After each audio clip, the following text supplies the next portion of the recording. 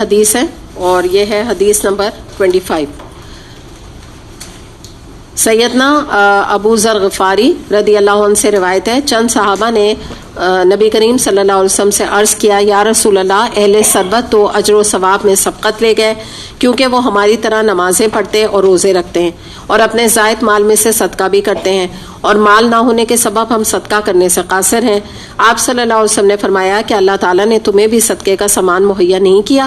تمہارا ایک دفعہ سبحان اللہ کہنا صدقہ ہے، تمہارا ایک دفعہ اللہ اکبر کہنا صدقہ ہے، ایک دفعہ الحمدللہ کہنا صدقہ ہے، اور ایک دفعہ لا الہ الا اللہ کہنا بھی صدقہ ہے۔ نیکی کا حکم دینا اور برائی سے روکنا بھی صدقہ ہے، اور ہم بستری کرنے میں بھی صدقے کا ثواب ہے۔ صحابہ کرام رضی اللہ عنہم نے کہا، یا رسول اللہ، ہم میں سے کوئی شخص اپنی نفسانی خواہش کو پورا کرے تو اسے بھی پھر بھی ثواب ملتا ہے؟ آپ صلی اللہ علیہ وسلم نے فرمایا، کیا خیال ہے اگر وہ اسے حرام جگہ استعمال کرے تو اسے گناہ نہ ہوگا؟ ایسے ہی حلال مقام پر استعمال کرنے پر بھی اجر ملے گا۔ اسے مسلم نے روایت کیا۔ تو اب یہاں پہ دیکھیے، یہ پہلے ہم اس طرح کی کر چکے ہیں حدیث پچھلے دنوں، تو اس میں جو امپورٹنٹ بات ہے وہ یہ ہے کہ صدقے کے بارے میں یہ بتایا جا رہا ہے کہ باقی تو چیزیں ہم نے بات کر لی تھی نا، کہ ذکر اللہ کا، یہ تمام چیزیں صدقہ ہیں، لیکن جو اس میں امپورٹنٹ بات بتائی جا رہی ہے وہ یہ ہے کہ دو باتیں یہاں پر ہیں۔ ایک تو امر بالمعروف اور نہی عن المنکر کی بات، وہ یہی ہے کہ نیکی کا حکم دینا اور برائیوں سے روکنا۔ اس کے بارے میں بھی ہم بعض دفعہ یہ سمجھتے ہیں کہ ہم اگر یہ بات کریں گے تو ہم بیڈ بکس میں آ جائیں گے یا ہمارا کوئی نقصان ہو جائے گا۔ تو یاد رکھیں کہ جب بھی ہم کسی کو کوئی اچھا مشورہ دیتے ہیں، دین کی راہ پہ لگاتے ہیں، یا دین کے حوالے سے اس کو کسی برائی سے روکنے کی کوشش کرتے ہیں، یا کوئی اچھی بات اسے بتاتے ہیں، تو دراصل یہ صدقے کا اجر اس میں ملتا ہے۔ اور آپ کو پتہ ہے صدقہ کا کتنا بڑا اجر اور ثواب ہے کہ قیامت کے دن کہتے ہیں کہ جب کوئی سایہ نہیں ہوگا تو صدقہ کرنے والا جو ہے وہ اللہ تعالیٰ اس کو اپنے سائے میں جگہ دے گا، اتنا بڑا اس کو اجر و ثواب ہے۔ تو ایک چیز یہ ہمیں اور پتہ چلی کہ امر بالمعروف نہی عن المنکر کرنا جیسے ہم پہ فرض بھی ہے، تو ایک طرح سے ہمیں صدقے کا بھی اس کے اوپر اجر و ثواب ملتا ہے۔ دوسری ایک بڑی امپورٹنٹ بات بتائی گئی کہ جب آپ صلی اللہ علیہ وسلم نے ایک شوہر بیوی کا جو تعلق ہے اس کو بھی صدقہ شمار کروایا، تو صحابہ کرام نے کہا کہ یہ تو ہمارے ایک نفس کی خواہش ہے، ایک ہماری اپنی ذاتی ایک خواہش کی تکمیل ہے، تو اس میں بھی ہمیں ثواب ملے گا، یہ کیسی بات ہے؟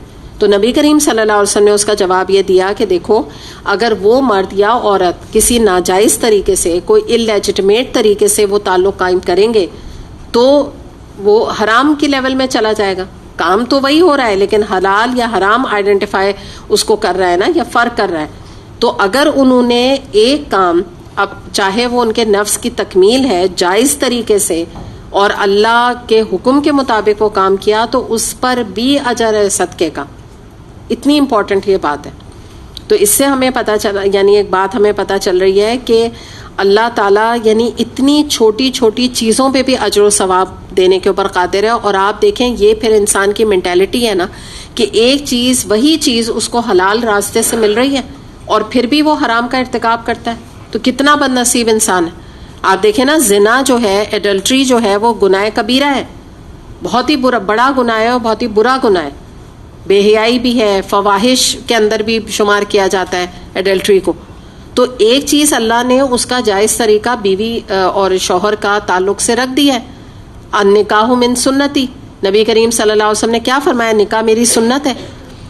تو جو بھی لڑکا یا لڑکی ہیں، جو بھی پاکی اپنی عزت کی حفاظت کرتے ہیں اور اپنی عصمت کو اپنے شوہر، اور جو لڑکی ہے اپنے شوہر کے لیے اور شوہر اپنی بیوی کے لیے بچا کے رکھتے ہیں، تو ان کو اس کا اجر و ثواب ملتا ہے، اور وہ ان کے لیے صدقے کا باعث بنتا ہے، اور ان کے لیے آگے نسلوں کے لیے بھی اچھی نسل اٹھانے کا ذریعہ بنتا ہے۔ تو یہ ایک مائنڈ سیٹ ہے جس کے بارے میں ہمیں یہاں بتایا جا رہا ہے کہ صرف ایک انسان کی فطرت کی بات ہے کہ وہ ایک کام کو چاہے تو گناہ کے کمائے اس کام سے، اور ایک چیز کو چاہے تو ثواب کا ذریعہ بنا لے، حالانکہ اس کے خواہش کی تکمیل ہے۔